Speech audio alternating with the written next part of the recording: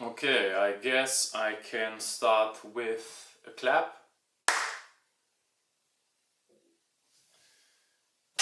Then I am going to color correct. So I have my... I didn't speak for the entire day and I'm recording a video. That's not the best idea. Okay, so this video was initially supposed to be recorded in my living room. I set up all the lights, set up all the equipment, all the microphones, set up the camera on the tripod, dialed in all the right settings, and as I was about to press record on the camera, Mini, the old English bulldog that I have been dog sitting for the last couple of years, that I am dog sitting at the moment, decided to come and sleep next to me, which is extremely cute, but not very practical because Mini has the tendency to snore, and when she does snore, she's really loud. And I already recorded one video with her snoring next to me, and I figured that this time I was not going to let Mini snoring ruin my audio, but I also was not going to ask her to move to a different room because it's a living room, it's her safe space, it's where she likes to sleep, and I could not tell her to go and sleep in a different room. She was just too cute. So I decided to move all my gear, my lights, my camera, my microphones as well. Long story short, I moved my set from the living room to a different room. That's it. As usual, I took my notes, so if from time to time I look down right here, it's because I got all my little notes. So I just had an interview for a gig, for a video journalist gig, and during the interview we started talking about gear, the gear that I use, what I like to use the most, and I decided that I was going to make a video about this same topic, about the mandatory, at least mandatory in my opinion, gear, equipment that you need if you want to work as a professional video journalist. When people think about recording video, a lot of the time they think about camera and lens, and they tend to forget about the audio. So I'm going to start this video with mentioning the audio equipment that I use and that I think is important first. It's very important, in my opinion, to have at least two microphones. One should be a shotgun mic, and the second one should be an omnidirectional microphone. So today I'm recording on an unilateral microphone that sits on top of my camera, and it is the Rode VideoMic Go. Unilateral microphones pick up the sounds of what is in front of them, so they tend to not record the sound that's around them and not behind. Of course, there's always a little bit of sound that gets recorded, but the main focus of this microphone is to focus what is in front of it. I always recommend as well using an omnidirectional microphone. So omnidirectional microphones basically pick up all the sounds from everywhere. I use the Edutige ETM001. That's a microphone that is no longer being made, if I am correct. It's a brand that went bankrupt, I think 2 years ago. You can still find a lot of their microphones on the second-hand market. I use the Edutige ETM001. It's a microphone that I love. I tend to use that microphone when I just want to pick up the ambient sound from a place. The disadvantage of this microphone is, its advantage is that it picks up all the sounds coming from everywhere. So there's no isolation. So if I was to be in front of this microphone or behind, it would pick up my voice the same way. So for interview settings, for instance, I would tend to use a shotgun mic, potentially two. I own a couple of shot mics, unilateral mics, but for an interview I think that this type of microphone is the best. And if you want to pick up some white noise, some sound coming, for instance, from the room, or if you are outside and you want to pick up a street scene where you don't have anyone in particular that speaks to you, but you want to pick up all the sounds, then I would prefer something like an omnidirectional microphone like my EduTeach. Very important, I use dead cats for all my microphones. That's also something that people tend to forget until it's too late, and then the audio is messed up. So dead cats, they look like dead cats, that's why they call dead cats. It's basically a little fur that you put on top of your microphone, around your microphone, and this is going to make sure that you keep the quality of the audio even when there's wind. And that's something that's very important, because sometimes you don't think it's windy at all outside, but just the fact that sometimes you're walking is going to mess up your audio. You probably have experienced something like it, and if not, I'm really happy for you. But always use your microphone with a dead cat. That's like mandatory if you're outside. If you're inside and you can, I don't know, you don't have like a fan blowing on your microphone, it should be okay, but use dead cats. It's very important. Sometimes they cost a little bit too much for what they actually are, but without them you run the risk of ruining your audio.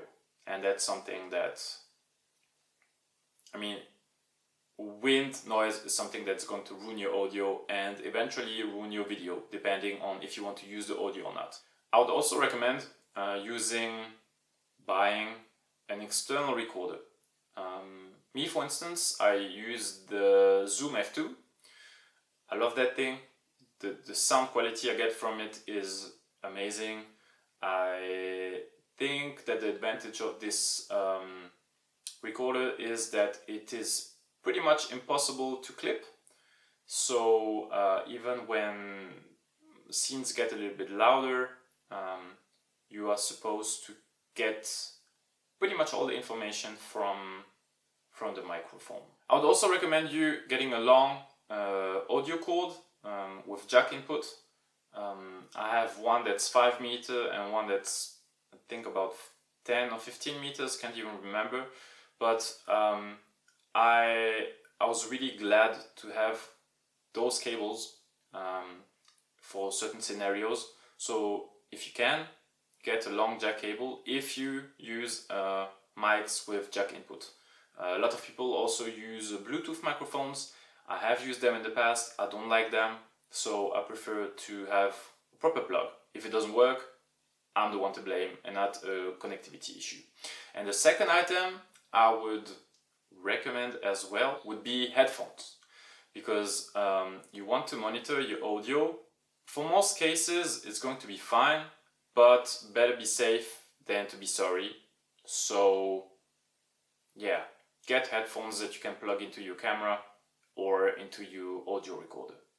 Then I would also recommend, and this is mandatory as well, proper light panels, LED panels. These are just essential. Let's say you go and shoot something and there's not enough light, your lens is not good enough, you cannot risk not getting the footage, and having light is extremely important for photo and for video. And if you shot, like if your shots are too grainy, or damn, the fridge just turned on, I have to turn it off a little bit.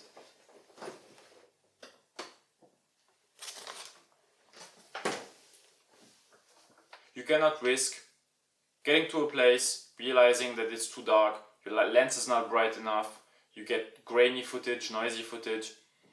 The client is not going to be happy with that. So make sure that you got one good big LED panel that you can put on the hot shoe of your camera, and if you can afford it, get a second one just to be safe. And if you can, get one with a softbox. Softboxes are important because they break the light. I don't know if that's the right term, but they make the light less harsh, less hard.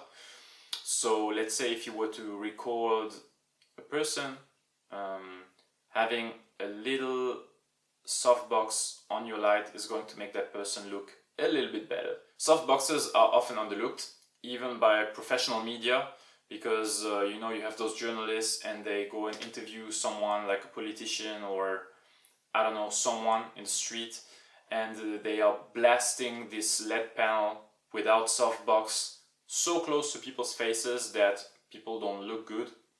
And with a softbox, it tends to make people look a little bit better, mainly when it's people. So it makes the shadows less harsh as well.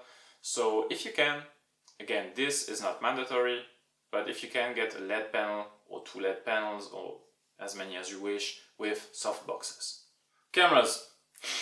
Yes, you need a camera to record videos.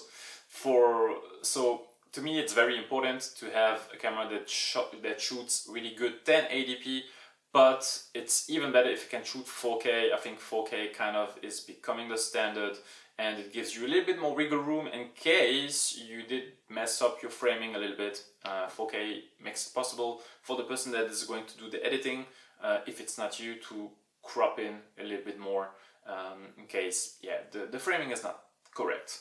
It's also essential, to me at least, to have a headphone and a jack input. A jack input to put my microphone on the hot shoe of my camera, and a headphone jack to monitor it with my headphones. Obviously you can always get a camera that does not have a jack input, but then I would highly recommend you getting an external recorder, and of course always try to monitor it with headphones as well. Another must to me is IBIS, in-body image stabilization. This gets rid of the micro jitters when you are recording a video. If you are a video journalist, chances are high that you are going to have to record shots on the go. So having IBIS in a camera is very important. And let's say you use a Lumix GH5. If you were to use a lens like the 12-35 f2.8, this lens also has stabilization built into the lens. So if you put that lens on a GH5, you are going to get dual IS, which is pretty much the combination of the in-body image stabilization and the stabilization of the lens. So if you are pretty confident shooting handheld and you know what you're doing, you can get shots that look like they were recorded using a monopod. If you're really steady and if you really don't move, it could almost look like you're shooting on a tripod. But in-body image stabilization is mandatory to me as well. And if you get a lens that has a stabilization built in as well, that's a bonus. But I'll come back to lenses a little bit later in this video. It's mandatory to me to have a camera that has 2 card slots. I've been on shots where a lot of people were involved and the SD card failed on the poor camera operator on that shot, on that day, after shooting for 3 or 4 hours. Many models involved, a whole production crew, as they try to put the SD in the laptop to check the files and to download everything. There was an issue on the card. The camera that they were using was very good camera, but didn't have dual card slots, so the whole thing was, it wasn't pretty, and everyone felt embarrassed, and I would not have wanted to be that camera operator that day. I'm pretty sure that they changed their camera the day after that shoot. Pretty sure. So I used the Panasonic Lumix G9. I think that this camera has pretty much everything that I would need in a camera for this purpose. The only option I would like to have on this camera was to remove the 30-minute recording limit, but other than that, this camera shoots 4K. It has great image stabilization. The image quality I get from this is quite satisfying. I have a jack input, I have a headphones input, and on top of that, the G9 also has weather sealing, and that is essential as well if you are going to be outside and you're not sure about the conditions. I live in Berlin. If you shoot outside in Berlin, chances are high that you are going to run into rain. It rains quite often here. So having a weather sealed camera is very important if you want your camera to last for a long time for this type of jobs. Batteries. So the G9 also has good batteries. They last quite long. I own about 6 or 7 of them. I also try to use my camera with a battery grip for different reasons. So this is not essential, that's not mandatory, but that's something that I would recommend still if you're okay with adding a little bit of extra weight. So battery grips pretty much are parts of the camera. That's parts that you mount on the tripod mount under the camera, and instead of having one battery inside your camera, you get 2.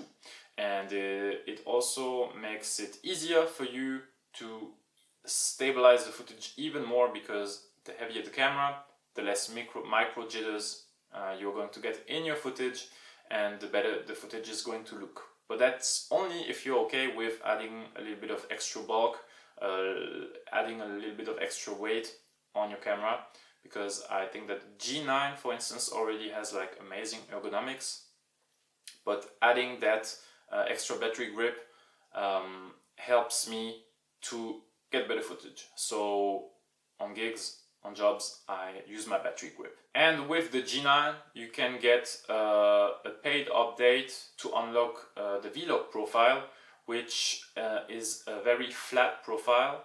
Flat profiles are very good because they make it possible to pretty much not lose any details when exposed correctly, not in the shadows nor in the highlights, and that makes it possible to recover way more than if you were to shoot in a standard profile picture profile. So overall, this camera offers everything that I would need to do my job, unless it's a long form interview that's over 30 minutes, and in that case I have different set of cameras that I would put on a tripod, where other things are not as essential, like for instance in-body image stabilization or battery life, because in that case I would put the cameras on a tripod and I would use a dummy battery connected to a plug on the wall, but that's a topic for a different video.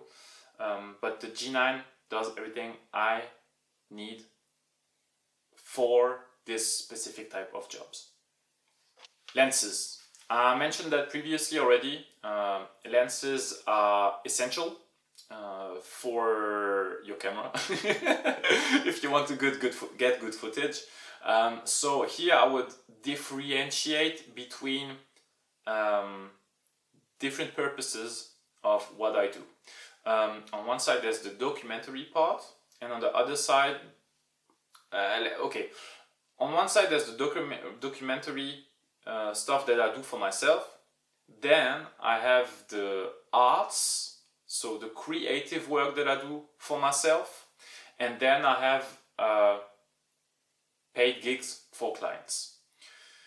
For number 1 and 2, so for my documentary and my creative stuff, I like to use lenses that have like a nice rendering, that have character, that have like sometimes quirks that I can use in creative ways.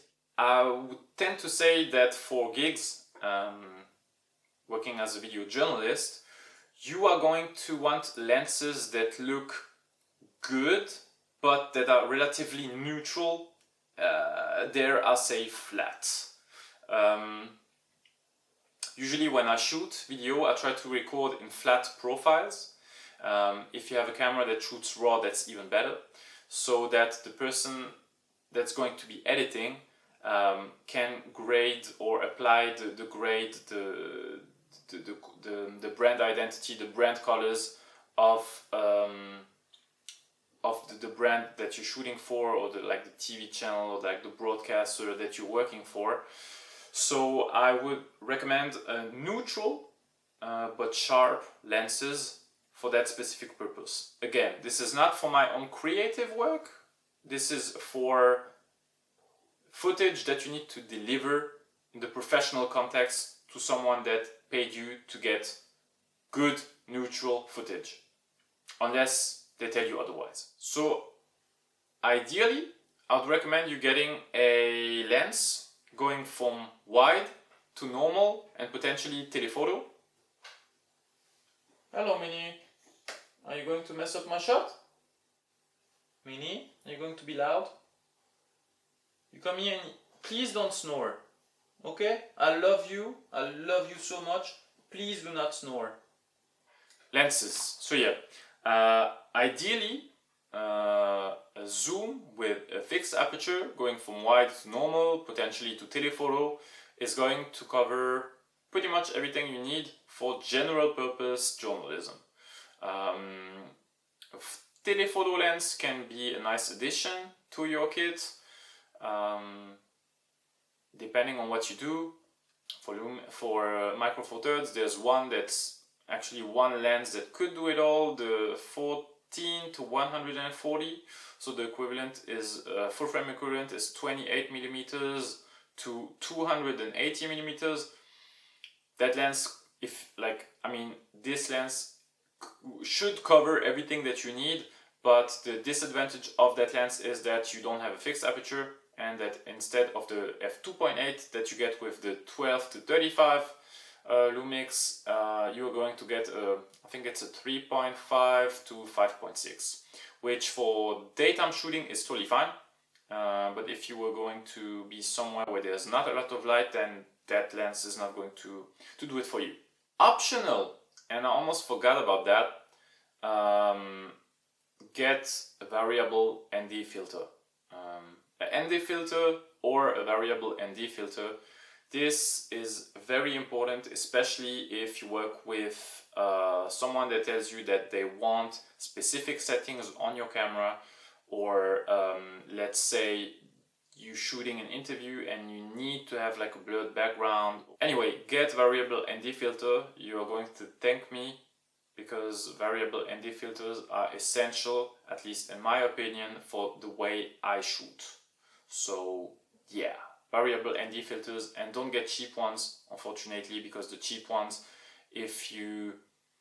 sometimes when you turn them, you get like this weird X shape in the middle, and this is a look that, it ruins your footage, and you can't really use it in this context. Again, for creative purposes, you can do whatever you want, but if you have to deliver good quality footage, you cannot have your ND filter, your variable ND filter, doing like weird artifacts on your footage. It's very important, very, very important. It's not essential, it's not mandatory, but I would not go anywhere without it when shooting, to have an external battery. Trust me, it's important. You can charge your lights if your lights are down. If your microphone has a built-in battery and the battery is down, it can charge your microphone. If your camera allows it, it can charge your camera. It's better to have it and not need it than need it and not have it. So get a good external battery with the cables to charge your devices, of course. Gimbals. So I do not like gimbals. I think that the movement that gimbals create are not natural movements. They're extremely smooth, but they're actually way too smooth for my liking. Some people like to shoot with gimbals. I don't. If you're the type of person that needs a gimbal, get a gimbal. A gimbal is pretty much an electronic stabilizer that you put on your camera, under your camera, and that you can control with a little joystick that's a little bit away from the actual camera. I don't like it. I like to touch. That's why I also like manual lenses. That's why I like to see like the aperture rings, the aperture ring with the different apertures. I like to see what I'm changing, and I like to touch the camera instead of just like having instead of controlling everything with a gimbal. So if you have a camera that does not have stabilization, and the requirements are that you get good stabilized footage, and your lens is not stabilized, get a gimbal. I'm not the biggest fan of gimbals, and with the cameras that I own and the lenses that I own, I get pretty stable footage, so I don't need one, and I'm not going to get one. Probably. But gimbals are an option if you want stable footage, extremely smooth stable footage. Cages. So cages are essential if you want to mount all your equipment on your camera. If you are using an external monitor, if you are using a microphone, if you are using a LED panel, if you are using a follow focus, all of those elements, all of those equipment, all that gear needs to be on your camera, but without a cage or without a half cage, you cannot even mount it. So get a cage if you plan on using plenty of equipment. Most of the time I don't. I do own a half cage, I do own an L bracket, and I do own what do I own? And a top handle, not a top handle. I barely use them. I have used them. Sometimes they have been essential, if I may say so. But for most cases, for the type of work that I do, they're not essential. But if you plan on shooting bigger projects, cages are good. They add weight, they add a little bit bulk. You can take them in your hand like a little bit easier for certain cameras. The G9 does not have ergonomic problems. It's big, it's perfect for my hand, but if you were to shoot on certain cameras, you need a cage. And also, yeah, it helps with the stabilization because it's a little bit heavier, and it protects the camera in case of, like, if you drop it. I hope that this video is going to make sense, and I really hope that I am going to be able to at least help one person. If you are that one person that I helped, let me know. What else? Oh yeah, a strap. I use straps, but I hate straps. So sometimes I don't, and when I don't use them, I have a feeling that I should have used them, and when I use them, I want to get rid of them, but they are essential if you go somewhere and you want to have all your equipment with you, hanging around your body. For that, camera straps are essential. I have different ones, I have different length. The one that I prefer, I think, is 120 centimeters, because this way I can hang it from one side to the other. I don't like to have a big camera hanging above my belly and hitting it all the time. So I prefer to have it strapped around me in my back, and as soon as I see something I need to record, I take the camera from behind and I press record. So yeah, get a strap, or don't get a strap, like I don't know. Strap is not mandatory in my opinion, but it can help, mainly if you want to be fast and always want to carry your camera around instead of having it in the bag. I mentioned this already, a battery grip. This is not essential. If you want to add a little bit more bulk to your camera, or if you want to have a better, like a more stable camera, or if you plan on shooting only vertical or mainly vertical, in that case I would recommend you getting a battery grip to mount on your camera, because battery grips make it possible for you to hold the camera easier for vertical shooting. That's an experience that I made, and I've been quite happy to have my battery grip, not only for my horizontal format, but also for my vertical videos, stuff that everyone uses at the moment for social media, for Instagram, TikTok, Snapchat, whatever. Snapchat? Does Snapchat still exist? So, where was I? I mentioned the gimbal, I mentioned the cage, I mentioned the strap, the battery grip.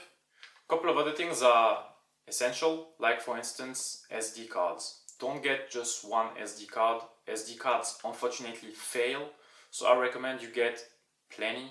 I don't know, I want to say at least 3 or 4, depending on how many times you get to unload them, copy your files to a computer, to a hard drive, but I want to say that 5 SD cards is a good start, because they fail, they get full.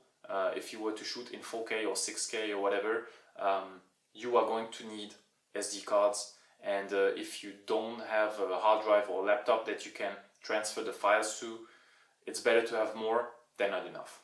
Okay, so speaking of SD cards and where to save your footage, make sure to have reliable external hard drives.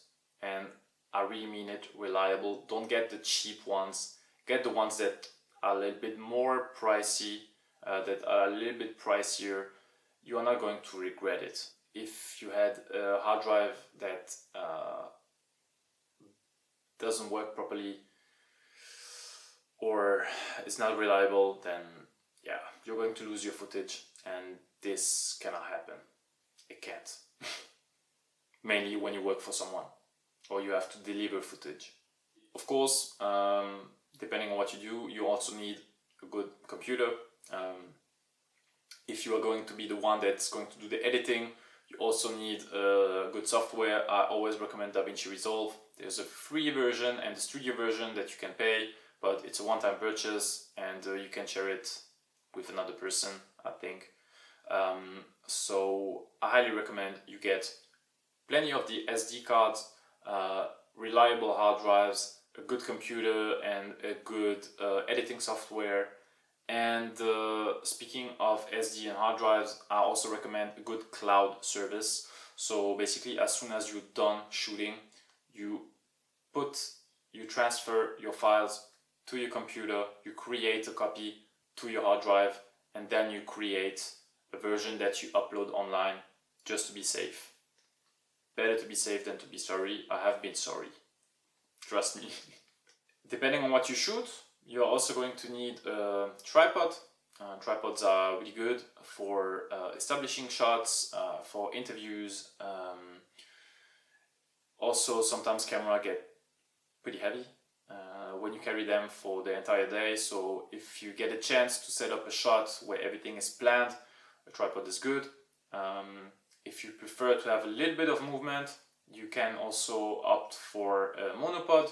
The advantage of the monopod is that it allows you to have a little bit of movement in the shot, but there's no shakiness. So it gives a very organic look, and I am a big fan of monopods. You also want wipes for your lenses, for your filters.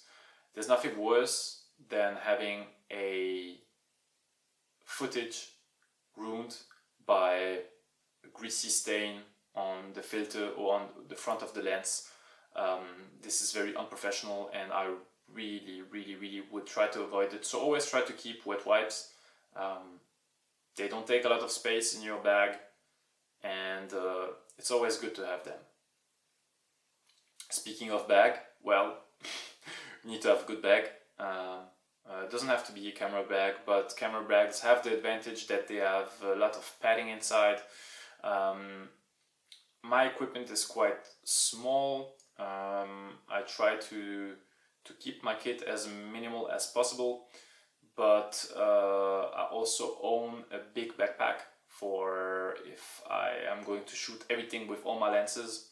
So yeah, get a good camera bag, or at least a bag with good padding where you can easily fit everything: your cameras, your lenses, your microphones, your external recorders, your filters, your wet wipes, your SD cards, your hard drive, your computer, and this is essential, and I'm not kidding, and you might think that this has nothing to do with the equipment that you should use to become a video journalist or use on shoots, but always have snacks, and don't laugh, always have snacks and water, something to drink.